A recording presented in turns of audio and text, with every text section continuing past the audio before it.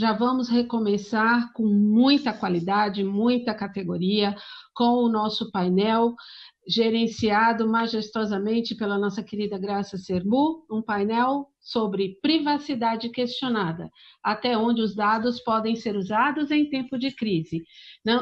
Isso sem deixar de agradecer novamente os nossos patrocinadores, Fortinet, Checkpoint, CrowdStrike, Security AI, Trend Micro, eUnisys, AllEasy, Farmon, AtivaSec e SonicWall. Não deixem de visitá-los na nossa feira virtual e conversar com eles diretamente nos seus estandes. É com você, Graça.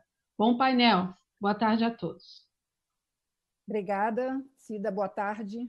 Agora para vocês, né, que já tiveram aí um tempinho, não muito longo, mas tiveram de almoço. Nós aqui da equipe também corremos bastante para poder manter aí o nosso horário. Por quê? Porque vocês estão sendo assim uma audiência muito fiel. Desde o início da manhã, vocês têm se mantido aqui conosco. Vamos estar aí, como estou dizendo, 72 horas no ar, mesmo à noite a gente vai estar com a feira funcionando. Então, assim, nós estamos com muita informação lá na feira, vocês podem ter acesso a vídeos, demos e uma série de informações importantes também dos nossos patrocinadores e o nosso conteúdo aqui o tempo inteiro para vocês, falando de segurança da informação e privacidade de dados. E é exatamente sobre privacidade de dados que nós vamos falar agora. Estamos vivendo, como eu falei no início, uma pandemia cibernética. Temos aí um mundo, né, cibernético em polvorosa. E nesse cenário, temos diversos temas, falamos bastante sobre segurança da informação nesse contexto de pandemia cibernética, e agora vamos falar de privacidade. Então, vamos questionar um pouco essa privacidade. Nós acompanhamos no início dessa pandemia uma série de ações de vários países do mundo, né, leste europeu, enfim, a própria área asiática, países, né, da Ásia, fazendo uma série de ações que foram questionadas em relação à privacidade.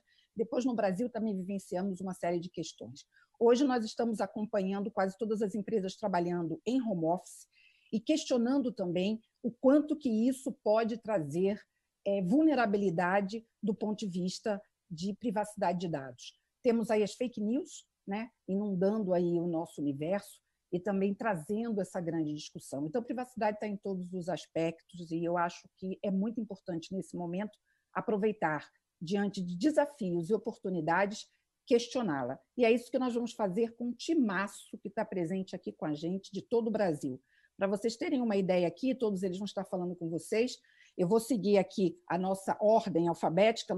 Todos eles são grandes especialistas em direito digital. Vocês os conhecem das atuações de todos eles aí nas mídias sociais. Nós estamos com o André Peixoto, de Fortaleza. Estamos com o Danilo Doneda, de Brasília. Estamos com a Fabiane Borges, de Salvador. Estamos com o Fabrício Mota Alves, de Brasília. Estamos com o Walter Capanema, do Rio de Janeiro. Estamos com o Rony Vanzoff, de São Paulo. E acho que falei todos, né? Danilo, Fabrício, só misturei um pouquinho aqui o Rony e o Walter na ordem aqui alfabética. Mas a ideia é que vocês, com certeza, vão querer enviar perguntas, obviamente, eu vou recebê-las todas aqui, mas é importante que a gente tenha uma primeira rodada onde a gente possa avaliar o quanto cada um deles hoje percebe a importância de olhar para a privacidade e questioná-la, tanto por conta de aspectos, né, desafiadores, quanto pelo aspecto das oportunidades. Então, nós vamos começar exatamente seguindo aqui a nossa ordem, nessa primeira fase aqui, onde cada um vai ter aí o seu momento para externar a sua opinião sobre esse tema. Eu gostaria de convidar o André Peixoto, de Fortaleza, a fazer a sua colocação inicial. André, por favor.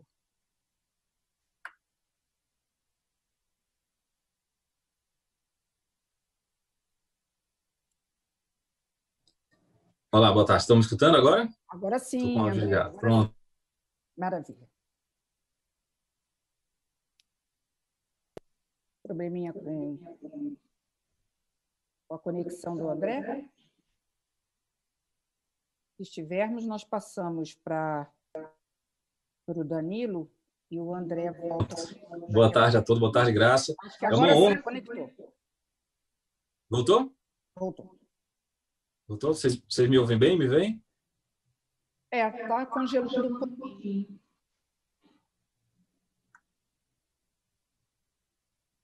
Deixa eu ver aqui.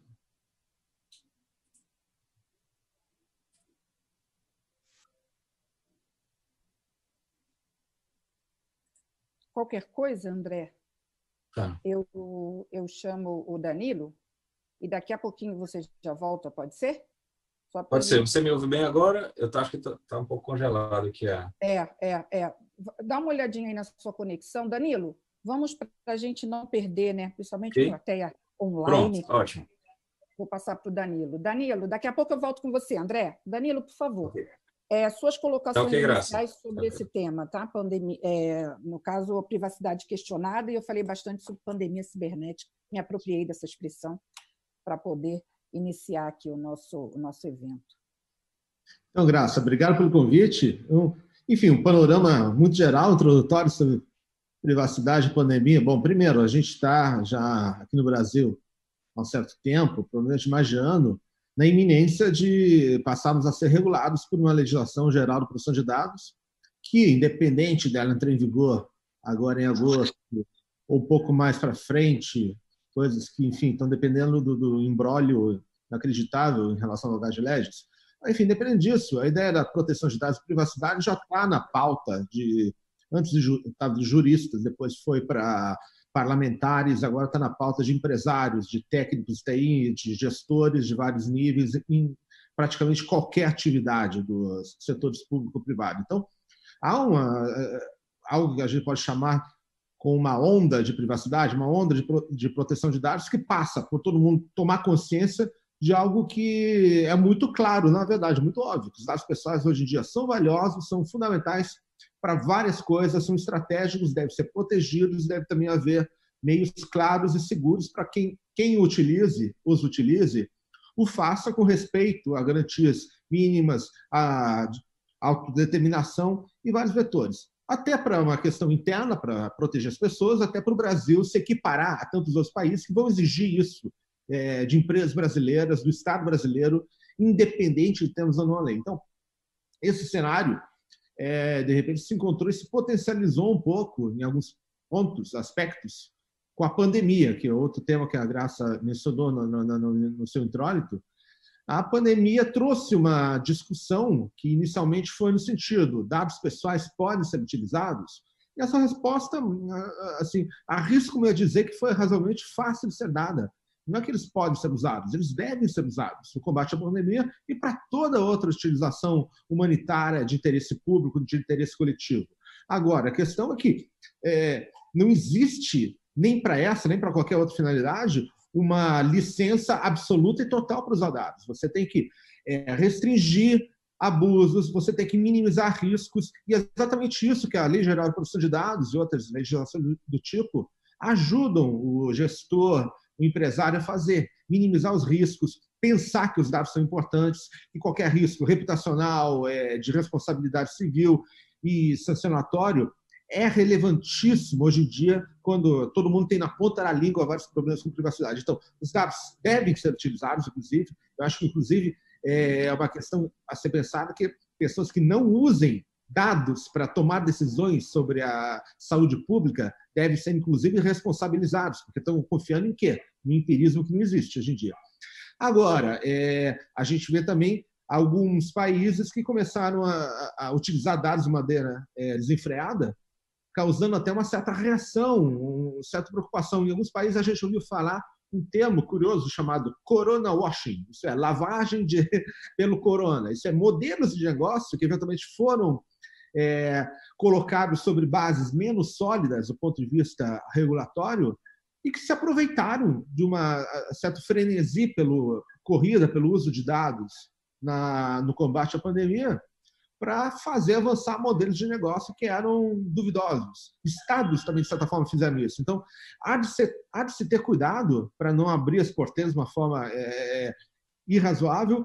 E hoje me parece que a discussão está um pouco mais moderada, mesmo porque, assim, uma percepção pessoal minha é que a utilização de dados é muito importante, mas também se percebeu que, diante enfim, ninguém estava preparado para uma pandemia, mas, por exemplo, Hoje, no Brasil, me arrisco dizer que, se você tiver dinheiro para investir contra a pandemia, talvez o primeiro gasto seja com insumos hospitalares, para depois a gente pensar numa estratégia de uso de dados. Sendo que desconfie, por definição, de qualquer estratégia que use só dados. Qualquer estratégia de uso de dados, isso está comprovado em modelos vencedores, de certa forma, como Singapura, Coreia, até a Alemanha. Qualquer utilização de dados pessoais só faz sentido se ela estiver em harmonia com políticas públicas sanitárias. Não existe dentro no fundo da cartola uma solução só com dados. Perfeito, Danilo, excelente aí. Obrigada pela sua colocação inicial. Gostaria de voltar ao André. André, você já conseguiu se reconectar aí com a gente? Me dê um alô. Oi, olá. Oi. Vocês me ouvem bem? Sim, ouvimos sim, André. André está entrando de Fortaleza. Ok, André, nós estamos aqui. Pronto. Pode seguir. Ótimo. Pronto, eu acho que eu lhe ouço bem aqui, e qualquer coisa você me fala. Tem uma instabilidade aqui na conexão, eu já troquei de rede.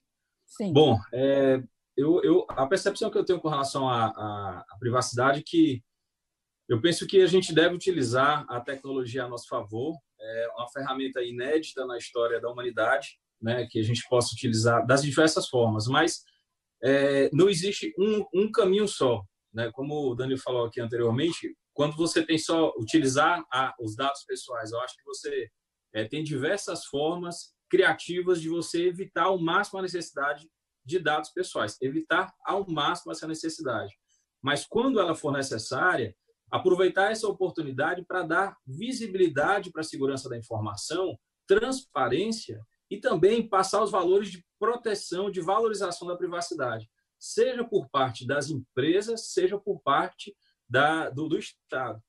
De você dizer, a gente está usando sim esse dado pessoal, a gente está usando com esse propósito, ele vai ser eliminado naquele momento e a gente precisa por causa disso. Então, eu acho que é uma oportunidade de você utilizar esses dados quando necessário e passar essa segurança. Por quê? Porque a utilização desses dados vai ser cada vez mais necessária. E se a população não comprar a ideia, não acreditar, não tiver confiança, vai ser muito difícil depois você precisar fazer algumas outras operações. Então, é claro que a gente pode dizer que pegou empresas e entidades governamentais de surpresa, considerando o pouco tempo que se tem para adaptar, mas eu acho que estratégias refinadas da utilização desses dados, usar a tecnologia como aliada e comunicar isso bem, passar credibilidade, é fundamental nesse novo momento. E saindo um pouco da utilização, por exemplo, para estratégias de combate à pandemia, mas trazendo um pouco para o dia a dia das empresas, a rotina de se utilizar reuniões, home office, essas rotinas vieram de fato para ficar.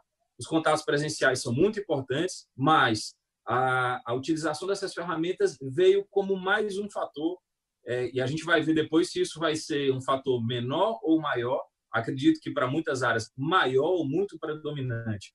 Então, é preciso que as empresas elas tenham um estabelecimento de políticas muito claras com relação a como vai funcionar esse trabalho do home office. Por exemplo, você pode ter plataformas que, inclusive, você alia até a segurança do trabalho, da empresa poder auxiliar o empregado com relação ao ambiente que ele precisa trabalhar, a segurança, a saúde do trabalho, as ferramentas, se ele pode utilizar aquele equipamento para uso pessoal ou não, normalmente não, tempos de trabalho, bloquear, saber que ele está sendo monitorado. Então, tem mil oportunidades, inclusive, que melhora a produtividade. Para quem não é acostumado, por exemplo, a trabalhar com regime de horas, né? E você tem, por exemplo, um momento, muita gente está trabalhando agora sem hora, a qualquer momento. Eu tenho visto muitos relatos assim, olha, antigamente eu trabalhava menos porque eu tinha um horário, uma caixinha de horário, e agora é a qualquer tempo. Então, isso é bom para a minha saúde, né? E com relação à privacidade desses dados, do que eu estou manipulando, eu tenho que ter consciência de que determinados dados não são meus e que aqueles dados eles têm uma regra, têm um regramento. Então, comunicar bem a importância de quando você manipula dados pessoais. E agora é uma coisa que nunca foi um paradigma, mas agora as pessoas começam a perceber que os dados estão circulando em todo lugar. Ele estava aí na internet, só como a gente estava dentro da empresa, a gente imaginava que estava psicologicamente seguro, e agora a gente está vendo que está na casa de qualquer um, na perspectiva da empresa. E um outro ponto, que eu acho que é um ponto para a gente desenvolver nesse debate, é com relação à utilização em massa por pessoas que não têm a habilidade, que não têm o conhecimento em tecnologia. Será que a gente vai passar por um momento de exclusão digital maior do que já é, né? Porque lá no Marco Civil já tinha vários preceitos e vários princípios para a inclusão digital como direito fundamental, e a gente acabou que não avançou essa pauta como deveria, e a gente vai ter um novo momento de exclusão. E essas pessoas que começam a utilizar meio que forçadamente as plataformas digitais, elas estão mesmo seguras ou elas mesmo agravam o risco delas? Então, a gente precisa ter uma educação muito forte dessa plataforma. A gente tem visto aí, nessas últimas crises econômicas, muita gente falando de inteligência financeira, educação financeira. A gente tem que ter educação tecnológica. E lembrando que o Brasil é muito diferente. As realidades de regiões são diferentes. E dentro das cidades, dentro das nossas regiões, a gente tem disparidades muito grandes entre quem tem acesso à tecnologia e quem, quando tem acesso, utiliza as ferramentas e quando o faz de forma segura. Então, eu acho que é um problema da desigualdade digital que a gente tem que enfrentar. Então, o que eu queria colocar é esse panorama da oportunidade que se tem para transmitir segurança na informação, respeito à privacidade das pessoas, para que as pessoas possam utilizar. O momento da educação, de você saber utilizar de forma educada, no sentido de segurança, né? E também saber aproveitar essas ferramentas, porque a gente pode acabar se perdendo se atropelar esse processo. Então, a gente que é da área da tecnologia tem um momento único, né, de realmente utilizar a tecnologia a nosso favor, também no combate a diversas fraudes que podem acontecer. A gente tem uma bandeira aqui no Ceará de trazer uma delegacia para crimes eletrônicos, porque tem surgido muitos esses crimes. Então, isso tem a ver com a segurança, tem a ver com a privacidade das pessoas. Então, é o momento de dar protagonismo para a privacidade. Perfeito, e esse fluxo de informações que a gente tem feito. Tá ótimo, tá ótimo. Obrigada. Acho que vários assuntos aí estão sendo colocados, mas principalmente a visão de vocês, a experiência que vocês estão trazendo aí, cada um de uma região, é muito rica, né? Então, muito obrigado aí. Eu quero convidar a Fabiane Borges para fazer a sua introdução. Vou pedir que vocês consigam se manter aí nos 3 minutinhos, que é para a gente já começar daqui a pouco a atender aí as perguntas, são várias, tenho certeza disso. Estamos aí pelo meu suporte, passando de 1000 acessos nesse momento. Então, é muita gente nesse Brasil todo querendo falar com vocês. Bom, boa tarde, Graça, boa tarde a todos. Primeiro, queria agradecer o convite seu, do Sérgio. É uma honra estar aqui, não só como única mulher, mas como mulher nordestina, tentando falar um pouquinho de privacidade e proteção de dados ao lado de tantos nomes incríveis, né? Alguns meus professores, como o Rony, como o Danilo, né? O Fabrício também. Então, muito obrigada. Fica aqui o convite para que esse espaço possa ser aberto também para outras mulheres, né? Para que a gente tenha uma paridade.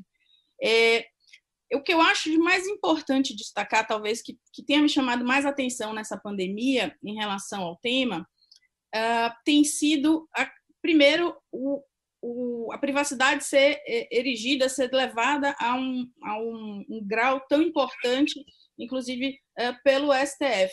Né? A gente teve um julgamento importante recentemente contra a medida provisória 954, que previa o compartilhamento de dados com o IBGE, e a ação direta de inconstitucionalidade, ela deixou muito claro para a mais alta corte do país o quão importante é a proteção de dados, né? Levando a um direito fundamental, inclusive próximo de ser colocado na Constituição como tal, né? Por conta de um projeto de emenda constitucional número 17. Um outro ponto que eu acho também assim, interessante destacar é que eu acho que, de um modo geral, é preciso criar uma mentalidade de que não existe uma troca entre privacidade e tecnologia. Eu acho que as pessoas precisam quem trabalha no mercado, quem é usuário, precisa criar o pensamento de que você não precisa abrir mão da sua privacidade para você ter ter acesso àquela tecnologia. E talvez isso comece a chegar no mercado de uma forma muito interessante. Durante a pandemia, a gente pôde observar a Amazon, a IBM, Microsoft, inclusive, suspendendo os serviços, o fornecimento de serviços de reconhecimento facial para a polícia, pela falta de regulamentação. Então, há sempre uma discussão, será que o direito está criando novas formas de regulamentar e de impedir a inovação tecnológica? Será que a LGPD não acaba minando a criatividade? E na verdade, a gente está vendo um movimento diferente, dizer, não, espera ainda, não vou conseguir coletar tanto dado, não vou conseguir fornecer esse serviço se a tecnologia for utilizada como ferramenta, como ela é, de uma forma ruim, de uma forma prejudicial ao cidadão. Então, eu acho bacana a gente ver essa mudança de pensamento, acho bacana ver o mercado também dizendo, olha, a gente quer sim uma regulamentação, a gente quer ter a segurança jurídica, né? Parece aquele combinado que a gente faz com o filho da gente, né? Olha, você se comporta e a gente faz isso, é mais ou menos o combinado legislativo também. A regra do jogo é essa, ela é clara, quem vai entrar, quem já está no mercado. Então, essas mudanças de pensamento, para mim, elas são significativas, né? A questão da privacidade como um direito, né, fundamental que é, e a proteção de dados como direito fundamental também, uma interpretação extensiva desse direito à privacidade, eu acho isso muito, muito bacana. Foi interessante ouvir o STF falar sobre isso, ver empresas compreendendo, né, que a tecnologia não é uma troca, você não precisa abrir mão da sua privacidade para você ter a tecnologia. Perfeito, Fabiana, excelente, muito obrigada. Quero convidar o Fabrício, de Brasília, aí, que está conosco, já tem estado também, todos vocês, né, em várias oportunidades, para suas colocações, seus 3 minutos iniciais aí sobre o tema. Que aspecto, Fabrício, você destacaria desse tema privacidade tão amplo? Eu sei que é um desafio imenso, né? Destacar um aspecto em 3 minutos, mas vocês vão falar mais, tenho certeza disso. Vamos lá. Bom, primeiramente, obrigado, viu, Graça, pelo convite. É um prazer estar aqui com vocês mais uma vez, ao lado de tantos amigos. Fico muito feliz aqui de ter essa oportunidade. Parabéns, viu, pela escolha da Fabiane aí como representante da cota feminina. É sempre importante essa equidade. Claro, a paridade que ela está reclamando é algo que a gente tem que trabalhar, mas eu acho que está muito bom, está bem bacana. Fico um imenso prazer estar do lado dos meus amigos aqui todos. Eu acho que um aspecto, né, já que eu perdi já 30 segundos, né, dos meus 3 minutos, um aspecto que eu poderia destacar, e eu vou trazer uma atualidade aqui para esse debate, que é bem lúdica, bem pequena, perto da magnitude do que os outros colegas vão falar, mas eu acho que é um aspecto reputacional, né? A gente já está vendo a importância da privacidade para o cidadão, a importância da proteção de dados para o cidadão, para a coletividade, né? O Danilo colocou essa questão também da relevância social disso, mas eu queria chamar a atenção para esse aspecto reputacional. Falhar com a privacidade, ainda que seja em graus menores de falha, se é que isso a gente pode mencionar dessa forma, isso pode ser de difícil reversão, porque proteção de dados é essencialmente um assunto que toca no aspecto da ética, naturalmente, né, a forma como você escolhe tratar os dados pessoais, e da confiança do titular. Eu acho que é muito disso. E tem um certo aplicativo que agora voltou à moda, aí, as pessoas estão olhando o seu outro gênero, né? Quem é homem está se vendo mulher e quem é mulher está se vendo homem. Esse aplicativo, no passado, ele trouxe o envelhecimento como sua funcionalidade de viralização, e agora as pessoas estão utilizando essa brincadeira. E eu achei muito curioso o que está acontecendo com essa empresa responsável por esse aplicativo, porque quando ela se lançou no mercado, ela tinha pouquíssima preocupação com privacidade e proteção de dados. E ela foi massacrada publicamente em função da falta de atenção com esses aspectos. E ela trabalhou, ela se esforçou para melhorar. Eu realmente observei esse movimento recente, li novamente a política de privacidade, está bem mais elaborada agora, está bem mais completa, bem mais informativa. A empresa aderiu ao Privacy Shield, a empresa aderiu ou alega estar em conformidade com a Lei Californiana de Proteção do Consumidor, o CCPA. Então, a empresa fez vários esforços em relação à privacidade. Contratou pessoas específicas, reforçou o time de privacy, mas isso não foi suficiente ainda para se desfazer dos arranhões da reputação que ela sofreu coisa de 1 ano atrás. Então, como é importante você partir da concepção da privacidade para o seu negócio, porque é, de fato, muito difícil você comunicar o restabelecimento dessa confiança depois.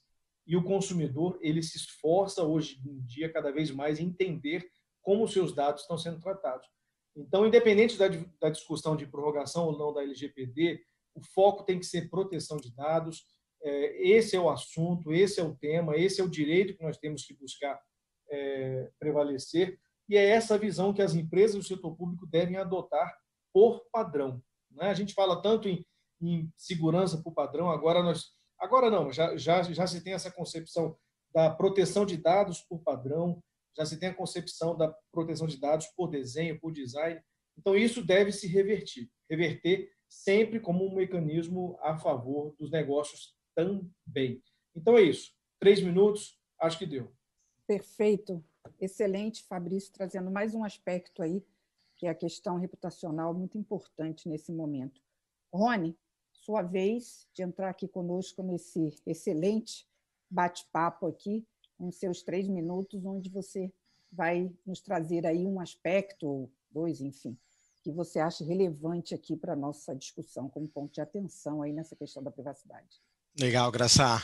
Obrigado novamente pelo convite e também uma satisfação enorme estar ao lado de tantos queridos amigos e colegas aí dessa área tão especial que é o direito digital e proteção de dados. Acho que esses eventos são gostosos também para a gente conseguir reunir, né, pessoas tão bacanas assim. Parabéns e muito obrigado.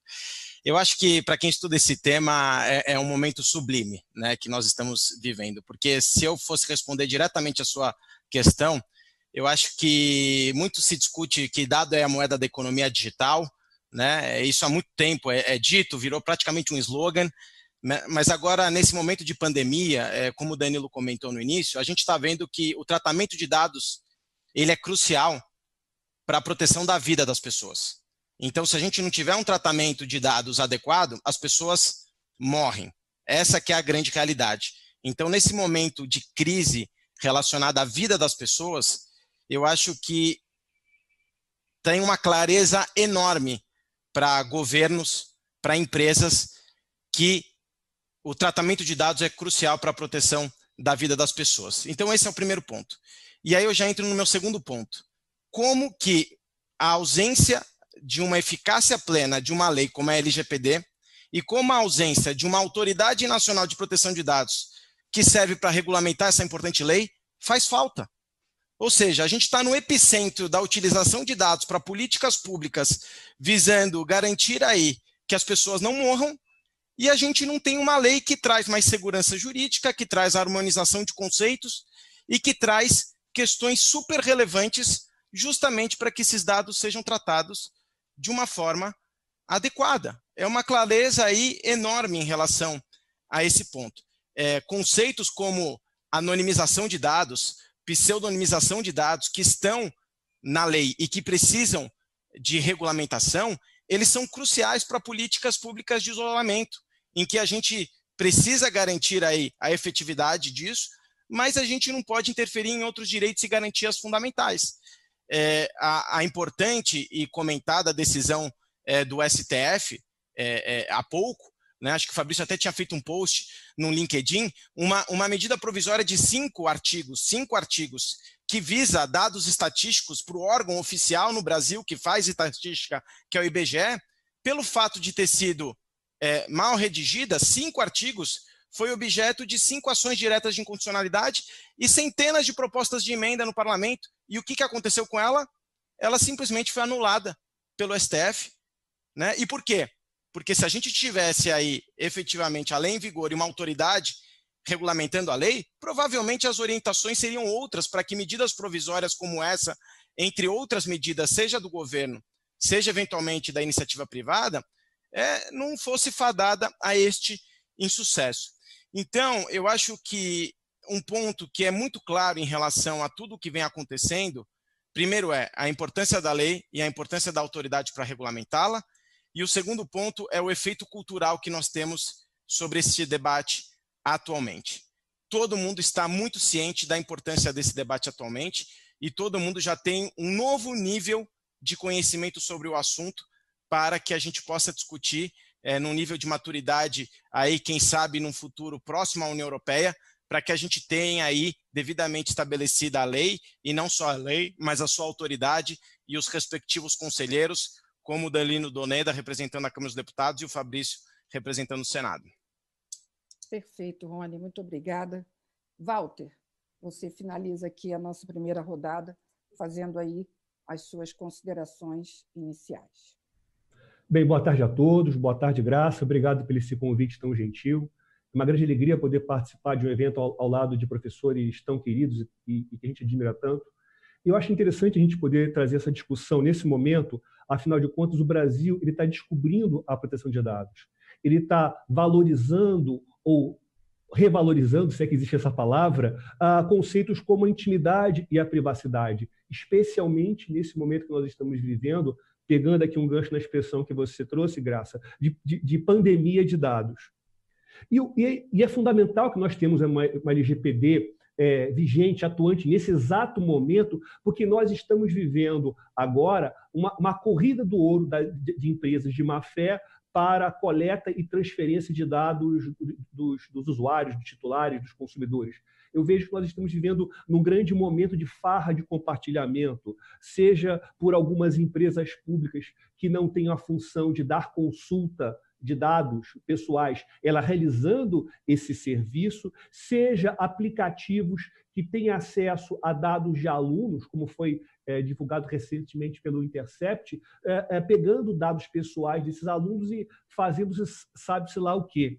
Então, é muito importante a gente ter uma LGPD atuante e ativa nesse momento. E até o que dificulta muito é o fato de nós termos um decreto, como o decreto 10.046 de 2019, estabelecendo essa possibilidade de termos aqui compartilhamentos. Mas com quais critérios? Então, se você não tem uma autoridade para fiscalizar essas instituições, nós estamos vendo efetivamente que nós estamos vivendo uma situação de farra.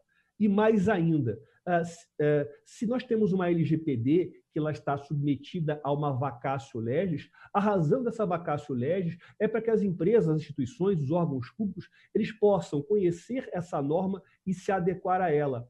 O grande problema é o seguinte: se nós não temos uma NPD efetiva, eficiente, funcionando, nós não temos a grande parte dessa norma regulamentada. E que adianta todo esse vacatio legis se você não tem uma NPD para regulamentá-la? A lei, se vigente, não vai ter seu valor completo, seu valor integral.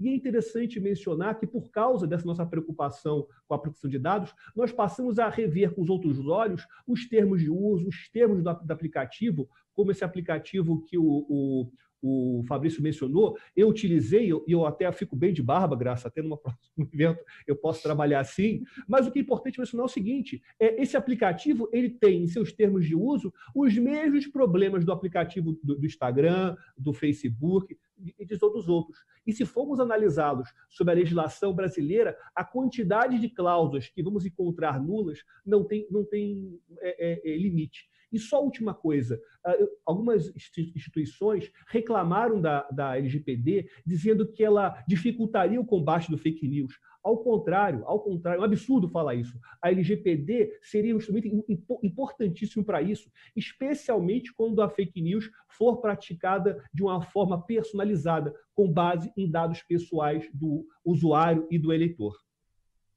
Perfeito. Muito bom, Walter. Bem, como eu falei para vocês, né, os especialistas aqui, convidados, trouxeram aí vários ângulos, né, dessa questão de privacidade. Eu até perguntei no início do nosso painel quantas horas eu teria para fazê-lo, né? Não consegui negociar essas horas, então vou ter que me manter aqui dentro da agenda. A boa notícia é que a gente vai sempre voltando aos temas. E eu vou trazer já algumas perguntas, mas, assim, como eu havia previsto, e aí é o meu trabalho aqui de fazer com que as questões sejam aglutinadas, mas que atendam principalmente às colocações de vocês, e eu vou trazer uma pergunta que, de certa forma, sintetiza a maioria delas, né? Esse cenário é do Fábio Lereno. Ele diz o seguinte: esse cenário inóspito de PL e MP, além da própria LGPD, com diversas datas conflitantes para o início da lei e sanção, na opinião de vocês, prejudica mais a grande, a média ou a pequena empresa? Se eu perguntar aqui quem vai dar essa resposta, todos vão se posicionar. Eu vou delegar, viu? Eu vou delegar. Fabrício, você falou, então eu delego para você e depois eu vou trazendo outras perguntas para todos. Mas assim, vamos tentar nesse ping-pong, né, atender aqui a demanda. E, Fabrício, assim, foi difícil selecionar uma, porque a maioria das perguntas realmente está relacionada a uma plateia corporativa, obviamente, e está bastante angustiada, porque tem uma agenda de crise para tocar, né? Quem inventou o negócio está tendo que tocar o dia a dia, claro, e fica sem saber como avança, como não avança. Então, quem mais sofre com isso, na sua opinião?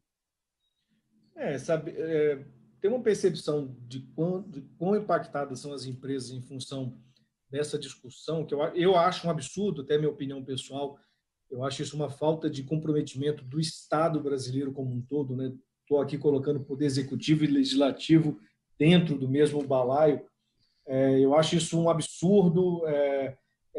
A criação da NPD, a entrada em vigor da lei, isso não são opções, isso são obrigações, são compromissos públicos que foram colocados pelo próprio legislador, com a anuência do Executivo, né, porque o presidente sancionou a lei. Então, eu acho um absurdo tudo isso que está acontecendo. A sociedade tem um direito mínimo de saber quando que as novas regras que querem impor a ela devem entrar em vigor. E, enfim, lamentavelmente temos esse cenário. Eu acredito que as empresas vão ser impactadas de formas diferentes, naturalmente, mas, de um modo geral, a pequena e média empresa no Brasil ela é uma sofredora por excelência, né? Ela sofre por excelência a cada situação. Na verdade, empreender no país é um sofrimento permanente.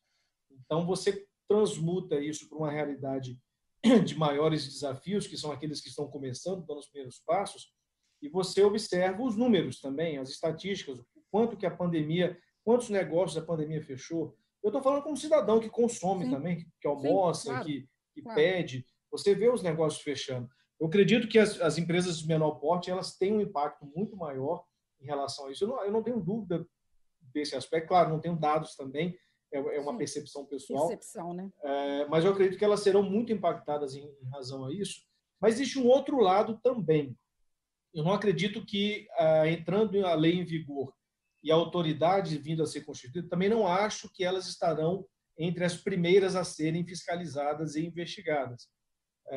Talvez até pela experiência que a gente observa lá fora, você faz um levantamento das atuações com penalidades impostas pelas autoridades supervisoras da União Europeia, e você constata que há uma visão muito, muito mais intensa em fiscalizar as empresas com maior porte, provavelmente com mais dados em suas bases. Claro que isso não é uma regra, tem startup pequena que tem dados extremamente sensíveis, com a categoria de sensíveis, e que nem por isso tem que ser menos ou mais fiscalizada. Mas eu acho que uma percepção humana de realidade, de possibilidade concreta, elas devem ser talvez umas destinatárias em um segundo ou terceiro momento de fiscalização. Mas que elas são as mais impactadas, eu acho que isso não há dúvida.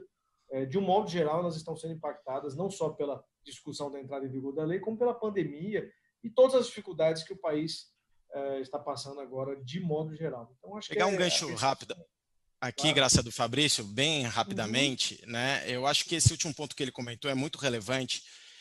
A lei traz um princípio, que é o princípio da responsabilização e prestação de contas, o accountability. Ou seja, ela não engessa nada, mas ela joga a responsabilidade para cada agente de tratamento. Então, eu acho que cada empresa ela tem que avaliar internamente, de acordo com o seu core business, qual que é o seu risco, né? Como o Fabrício comentou, você tem startups que, se não tiverem um princípio de privacy by design, em que o fundador ele tem que ter esse mindset, é altamente impactado. Agora, você tem grandes empresas, que é B2C, que vai ter que cumprir todos os direitos do titular, e a partir do momento em que a lei estiver em vigor, já vai ter gente testando, como já tem gente testando sem a lei nem estar em vigor, ela também é altamente impactada. E aqui eu tenho uma dica que eu acho que é bastante valiosa. A lei ela traz um artigo que é muito relevante, que é da autorregulação regulada, está no artigo 50, parágrafo 3º, que setorialmente, isso já pode ser feito agora, setorialmente, de acordo com cada setor da empresa, eles podem constituir as boas práticas de governança e de segurança, para que quando a autoridade ela esteja estabelecida, o próprio mercado leve essa boa prática para a autoridade, para que ela seja reconhecida. Isso é autorregulação regulada. Setorialmente você se autorregula e depois você leva para a autoridade para que ela reconheça isso. Então, este é o momento de também se fazer isso para mitigar esses riscos setorialmente. Perfeito. André Geverten Fabiani diz o seguinte: quando começou toda essa jornada da LGPD, muitos fornecedores apareceram vendendo soluções, ferramentas e uma série de coisas para atender a LGPD. Mas todos eles dependem de investimentos, as empresas, algumas começaram, outras nem tanto, e foram surpreendidas aí por todo esse cenário. Minha pergunta é: podemos avançar na adequação LGPD sem criar um pré-requisito de uso da tecnologia? Bom, olha, eu acho... Eu passei para a Fabiane, mas aí, logo na sequência, André, você pode comentar, com certeza. Fabiane. Bom, só complementando a pergunta anterior, eu acho importante notar também que os médios e pequenos eles estão começando a ser acionados já pelo grande, né? Só essa semana, lá no escritório, clientes da área de saúde de tamanho médio e pequeno começando a ser acionados pelas operadoras a observarem os princípios e as determinações da LGPD. Então, eu acho que, a cadeia, né? O médio e pequeno acaba sendo achatado também, né? Bom, e quanto aos projetos de adequação, eu sou da teoria de que você deve começar. Aliás, você já deveria ter alguma coisa, porque existe uma área chamada segurança da informação que precede a gente, né, e que normalmente apresenta para as empresas uma série de requisitos que ela deve observar. Então, se você não tem nada, você não precisa necessariamente, e nem sempre a contratação de uma grande ferramenta tecnológica vai resolver o seu problema, né? É preciso uma análise apurada de algum profissional, ou melhor, de alguns profissionais, já que é um programa que é multidisciplinar e é interdisciplinar, para saber realmente o que é que a sua empresa precisa. Tem empresas que a gente chega, que a gente vai fazer mapeamento, mas ele tem uma área de segurança da informação já bem forte, uma área de TI bem estruturada. O que eu particularmente acredito é que você deve fazer o mínimo. Pelo menos, sabe a visita quando vai chegar em casa que você tem que varrer ou passar um paninho para tirar a poeira? Você tem que demonstrar alguma coisa. Não dá para você esperar a lei entrar em plena eficácia, porque você não vai ter tempo, né? O tempo seria esse da vacância que está sendo prorrogado. E não necessariamente a sua média e pequena empresa precisa contratar uma solução de software, por exemplo, caríssima, para resolver o seu problema. Muito provavelmente, talvez, nem precise e nem se adeque. Então, é preciso fazer esse estudo mais personalizado de cada corporação para você ter a solução mais recomendada. Nem para ela gastar dinheiro à toa e também para ela não deixar de fazer nada. Lembrando que a LGPD não fala só de dados digitais, dados eletrônicos. A gente tem que arrumar a casa também na parte dos processos físicos, que precisam ser identificados. Então, por que não começar por aí? Que provavelmente vai exigir uma solução muito mais simples ou muito mais barata para a empresa. Perfeito. André, você quer comentar sobre essa pergunta? Você que pediu a palavra? Sim. Eu achava que a pergunta era para mim, eu tinha entendido, André, mas eu queria fazer um link, Graça, das duas perguntas que são super interessantes, né? Uhum. Primeiro que realmente o projeto essas soluções de adequação à LGPD feitas com fórmula mágica, um programa que resolve, é muito simples, um simples formulário, a gente tem que desconfiar muito. O processo, eu não vou dizer que é extremamente complexo, mas é um processo que tem várias nuances, que tem várias habilidades, que tem várias capacidades. Então, de fato, é um processo em que a empresa ela precisa se dedicar, precisa ter aderência, precisa ter o comprometimento em fazer bem feito e entendendo todas essas nuances. Então, sempre que você ver alguma solução mágica, isso não vai simples demais, não é por aí. Agora, com relação às pequenas e médias empresas, e tem a ver com essas soluções, é claro que pode haver essa setorização, que se facilita demais. Facilitar o processo não é problema, é solução. O que não pode é simplificar algo que não é só um software para resolver. Mas a pequena, e quando a gente olha esse cenário brasileiro de pequena, média e grande, a pequena empresa que não é aderente à tecnologia, que já não tem alguns processos, ela já está sofrendo agora com a interrupção imediata da possibilidade da compra física. Muitas empresas precisaram entrar no comércio online, nas plataformas, de uma hora para outra. Então, a pequena, mais uma vez, sofreu muito, porque ela não estava preparada para entrar nesse segmento. A grande empresa ela tem o problema da mobilidade. Mudar uma prática não é fácil para uma grande empresa. Tem muito processo, tem muita coisa para resolver. Então, ela também sofre com essa indefinição de quando vai entrar em vigor. E a média é das duas formas. E todo mundo sofre porque um concorrente não está assumindo um determinado custo, o outro vai, o outro faz. Então, é muito complicado quando não está todo mundo no mesmo momento. Fica um olhando para o outro e esperando, e isso não é bom. E para aquelas empresas que já estavam adaptadas, e as grandes têm mais esse perfil, porque elas já têm uma preocupação com segurança, elas conseguiram se adaptar melhor, né? Apesar das muitas dificuldades que a gente viu de grandes, se adaptam melhor. Então, a percepção que nasce, e que quando você faz a adequação à LGPD, é que você faz algumas perguntas: preciso usar tanto papel assim, porque manusear o papel vai ser pior?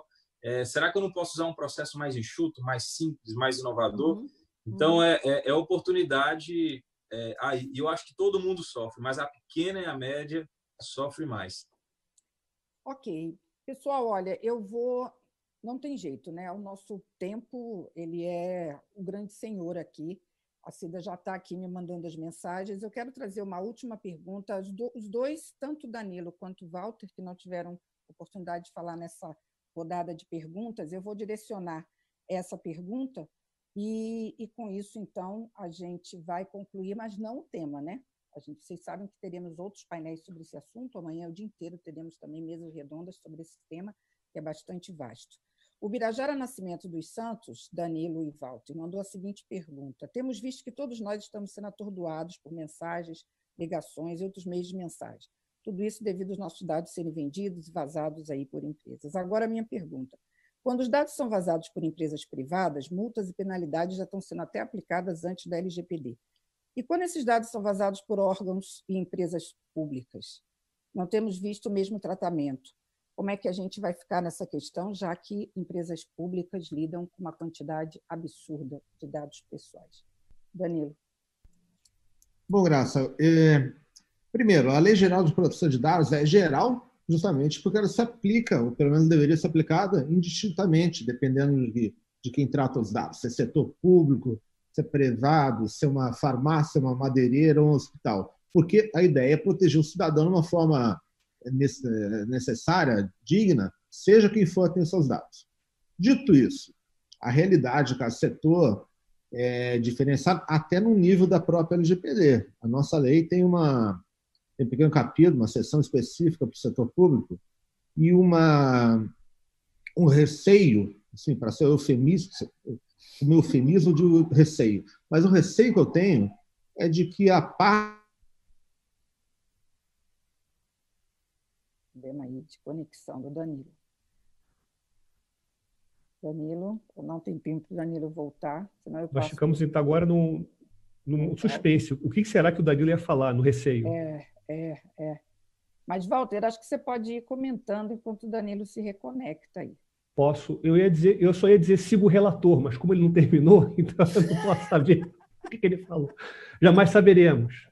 Danilo, volte, por favor. Mas, continuando aqui, Graça, eu vejo o seguinte, nada impede que o particular, o titular, eventualmente ofendido pelo vazamento de dados que estavam com o poder público, ele possa promover uma ação de responsabilidade civil. Né? As pessoas acham que a sanção de multa por não se aplicar ao poder público não vai dar a possibilidade dele sofrer uma outra sanção pela autoridade nacional ou ainda uma sanção econômica, financeira, promovida por meio de uma ação de responsabilidade civil, que pode ser promovida em forma individual, a lei expressamente fala isso, ou em forma coletiva, pelo Ministério Público ou por alguma outra associação. Acho que o Danilo voltou. Danilo. Eu concordei com você, Danilo. Basicamente. Então, Danilo, você só precisa liberar seu áudio. Walter, não quer continuar? Não, eu estava falando mal da autoridade, aí a rede caiu. Eu concordei com você, Danilo. Pô, só isso. Estamos no evento de segurança da informação.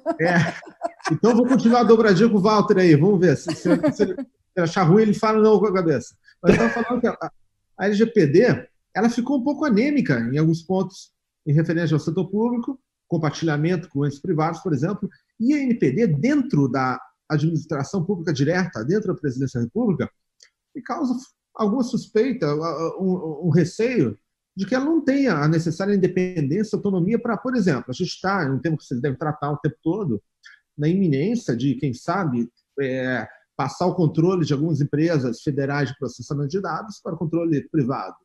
Pois bem, essas empresas vão passar juntamente com os bancos de dados que nós compulsoriamente muitas vezes temos que fazer, dos quais a gente tem que fazer parte. Esse regime, qual o risco acrescido que isso vai trazer? Quais os incentivos pouco claros que algumas empresas até já têm, o fato de estar no controle público do Estado, né? Nem vou dizer controle público, não ilide que não haja problemas, mas em havendo qualquer risco, a autoridade, como que ela vai estar dentro da escala hierárquica da administração pública e contra uma política que é capitaneada de total interesse do próprio órgão, do qual ela é uma parte, nem uma parte, digamos assim, muito privilegiada. Os diretores, a NPD não tem um rango institucional muito alto nas carreiras do Estado. Você tem muitos problemas que eu, infelizmente, acho que fazem com que haja uma disparidade entre o tratamento, entre o nível de proteção que a gente pode razoavelmente esperar no setor público e do privado no Brasil. Espero que o futuro prove que isso daí é uma situação passageira, porque, claro, a primeira lei, a gente tem muita coisa. Sim. E eu acredito também que o setor privado ele não vai se sentir confortável em ter um regime público de tratamento de dados mais fraco que o dele. Não tanto por ciúme, nada do gênero, mas pelo fato de que, se o Estado tiver poucas obrigações, ele vai ser o elo mais fraco da corrente. E quando você empresa brasileira, tiver que comprovar por uma auditoria gringa, seja lá o que for, que você tem boas práticas, você pode garantir da tua parte, e na hora que eles falarem, mas veja bem, o Estado brasileiro pode usar esses dados, eu não vou ter accountability, aí você vai sorrir amarelo, o que é? O Estado tem que ter também condições de garantir para a própria segurança do negócio e fluidez do mercado. Ok, Danilo, olha, eu sei que eu estourei o tempo, mas foi por uma causa mais do que justa, né? Com esse time de especialistas aqui, com um tema tão interessante, não tinha como não ser assim. Eu agradeço demais a participação de todos eles, aí de várias cidades do Brasil. Conseguimos aqui conhecê-los, ter a visão, apesar deles serem super conhecidos, mas entender um pouco mais a visão deles sobre o tema. E a gente dá andamento ao nosso evento e amanhã e hoje ainda vamos voltar a diversas questões que foram trazidas aqui nas perguntas de vocês. Pessoal, muito obrigada pela live, fantástica. Obrigada pela participação de todos. É com você, Cida. Vamos tocar aí. Obrigado. Obrigada, tchau. Obrigado. Pessoal, muito obrigada. Desculpa a correria. A gente adora vocês.